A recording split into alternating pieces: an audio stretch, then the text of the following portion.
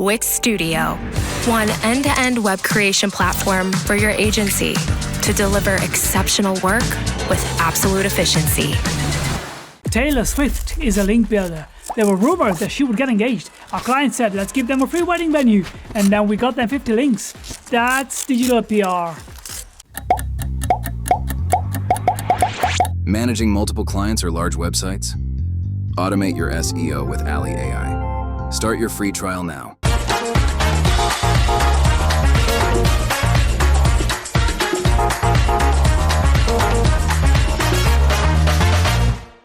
Hi everyone, I am so excited right now to talk to you about evergreen content, and like a good content writer, we're gonna start by defining our terms, right? So evergreen content means content where you publish it and you keep getting traffic for at least 2 years after you publish it. You should be growing your traffic or at least getting consistent traffic over that time. And I got interested in this topic because a friend of mine showed me a very sad graph. I'm a big nerd, I love graphs, but this graph made me very sad, and it might unfortunately look a little familiar to some of you. It's a Google Analytics graph that shows that core update and how it hurt his website. He has amazing content about travel in Southeast Asia. He has a recognizable brand that people like, but he went to me and he said, Chris, after this content update, our articles just aren't evergreen. We have these older articles that used to be pretty good, but it feels like every time we publish something new, it collects traffic for a little bit, and then it goes back down again. And this was really interesting to me because it's pretty different than my agency's own website.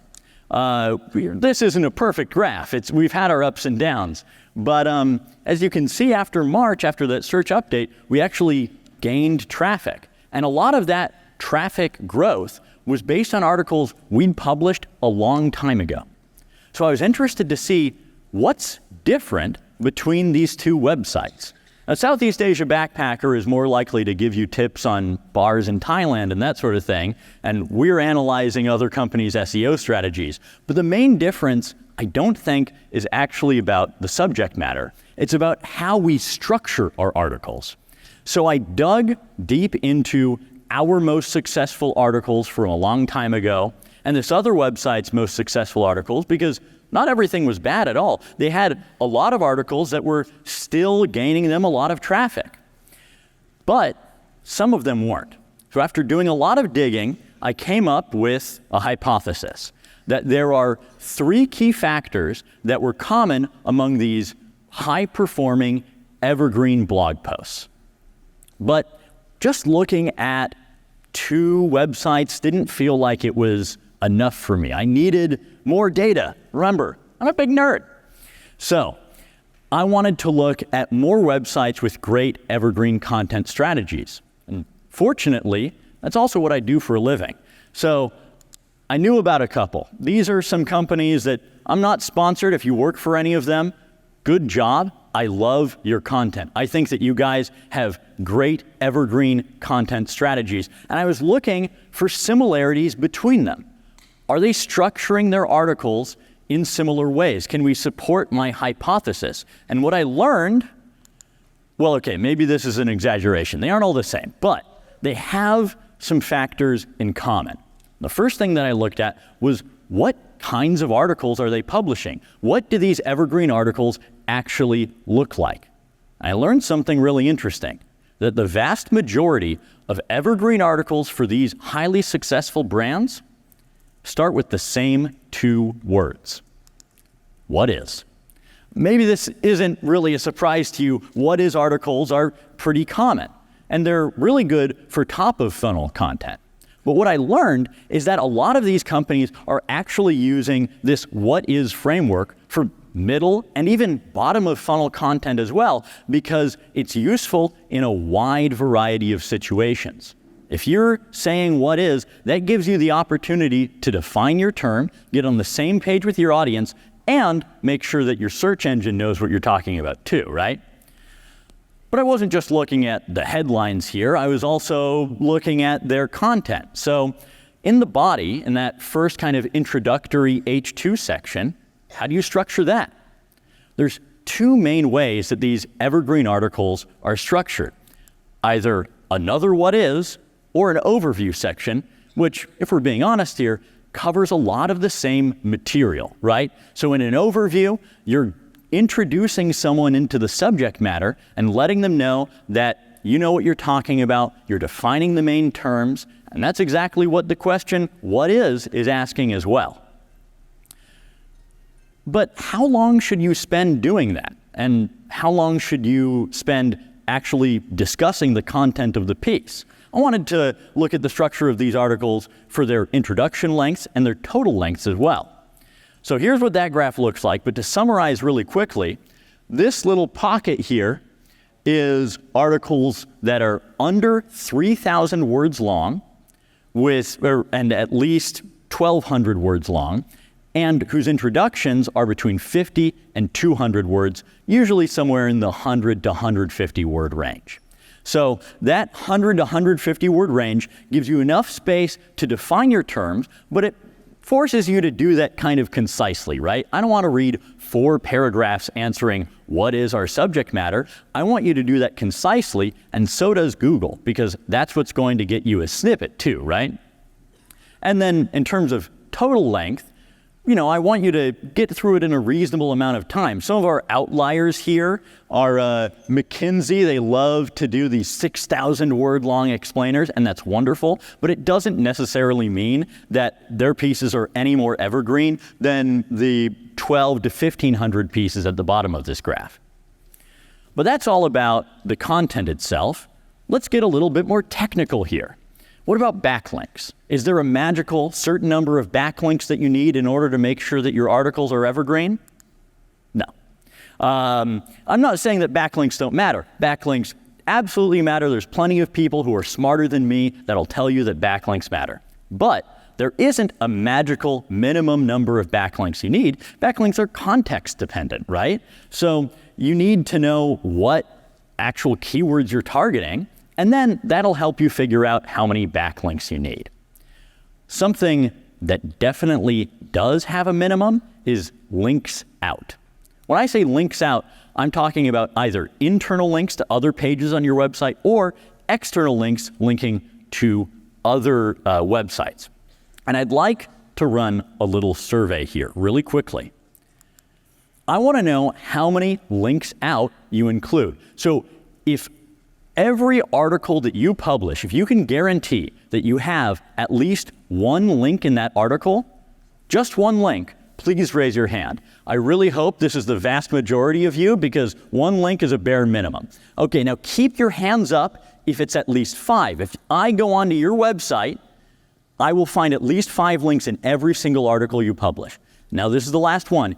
Keep your hands up if you have at least 10 links out in every single article. I can comb through your archive and I'll always find 10 links. Saw a lot of hands go down there. And if your hand isn't up, that means that you aren't following best practices, because almost every single one of the evergreen articles I looked at least 10 links out. But it's not just about linking willy-nilly here, right? These links have a purpose. They're supposed to establish authority. So these links out are doing things like linking to definitions. If you've already defined a term, link to your glossary page, which, by the way, should start with the words, what is. And if you want a statistic, make sure to cite that statistic with a link. Quote an expert and link to them. All of this is pretty fundamental stuff, but as we know, not everyone's doing it. So you need to make this a regular part of your process if you want to have evergreen content. Come up to me after this talk, because I want to know what's your refresh process. A lot of companies aren't refreshing their content. They know that it's good, but they don't have a regular way of refreshing their content. And I think that that's a huge problem, because the vast majority, 84% of these evergreen articles had a major refresh in the last year. It turns out that evergreen is maybe a little bit of a deceptive term, because these are articles that you can just, publish and they'll gain you traffic forever and you don't have to look at them ever again, right? Evergreen trees need a lot of water. You got to tend them. Let's not get lost in the metaphor here, but you got to take care of the articles that you publish. You've already put a lot of resources into writing and editing and publishing them. So a little bit more to give them a facelift after a year is absolutely going to pay off. So let's quickly review these points with some key takeaways, right? You got to define your term. This is how you get your Google snippet. This is how you make sure that your audience is on the same page as you. And this is how you make sure that you're answering a burning question that people are actually asking about your content, right? So number one, define your term. Number two, establish your expertise. And there's a lot of ways of doing this. You can just speak on the subject in detail. You can use high quality sources. You can speak from personal experience. You can cite statistics. You can quote experts. But a lot of these strategies are going to involve linking out, right? So with the 10 links out minimum, that's not just a box to check. You got to make sure that you're using those links well. And then you also need to keep your content fresh. Even if you have an article that's been evergreen so far, you published it a year ago, it's still gaining you traffic, keep track of that and keep it updated, because Google isn't going to punish you for adding more new useful information, but it sure will punish you if your article has 2022 in the header, right? So you have to make sure that your content is fresh and new. But all of this so far has been looking backwards, right? I was pulling data from the last 2 years. So you might be wondering, how do you future-proof your content, right? Look, I can't predict what the next core search update is going to be. But a lot of people are wondering about these guys. These are generative engines, right? So we have Perplexity, which is a search engine that uses AI. We have the Google AI overviews, and of course, ChatGPT. And these are changing not only the ways that we produce our content, but the ways that our audience are looking for answers.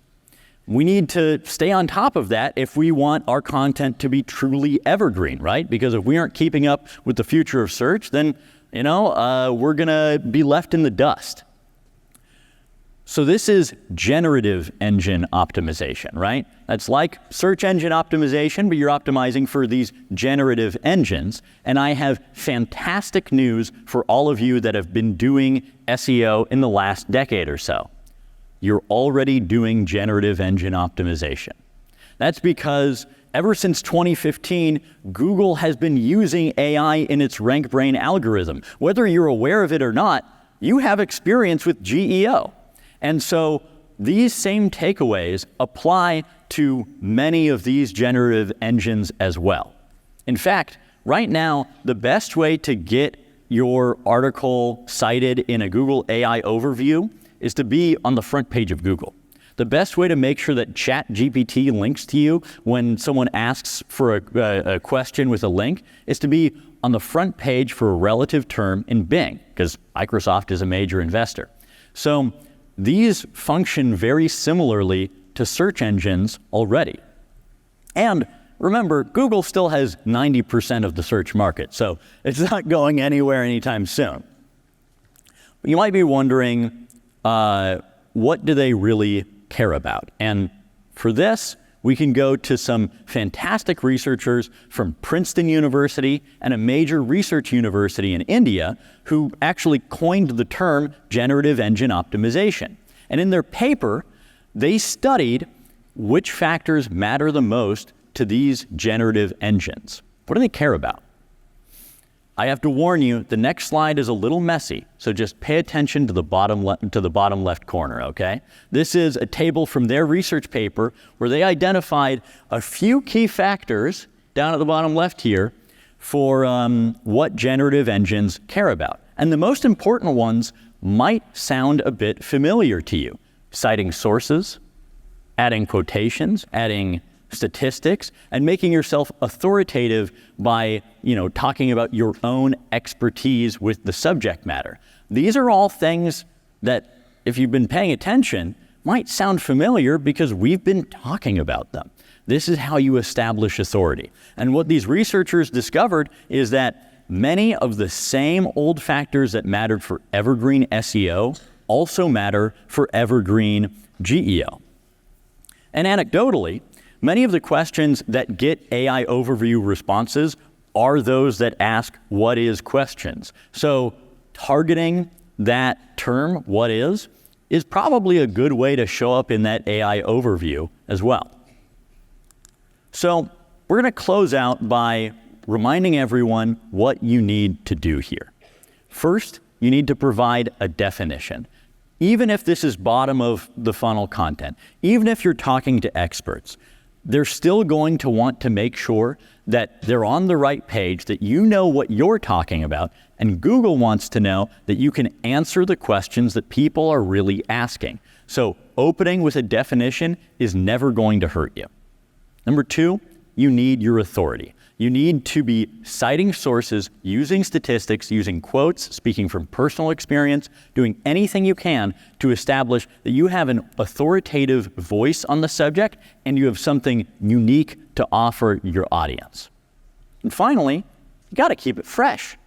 You got to make sure that your content is updated at least once every couple of years, ideally once a year, on a content calendar where you have a defined process to go back over your content and make sure that you're doing this. Because doing this irregularly, doing this when you think it's relevant, or doing it when your article has already dropped in organic traffic isn't enough. You have to stay on top of it and stay ahead of it in order to make sure that you don't have a very sad graph like that friend of mine.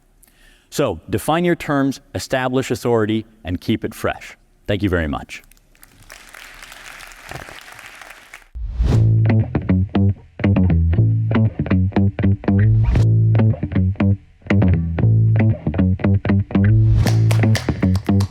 Monthly reporting making you want to shove sharp things up your nose?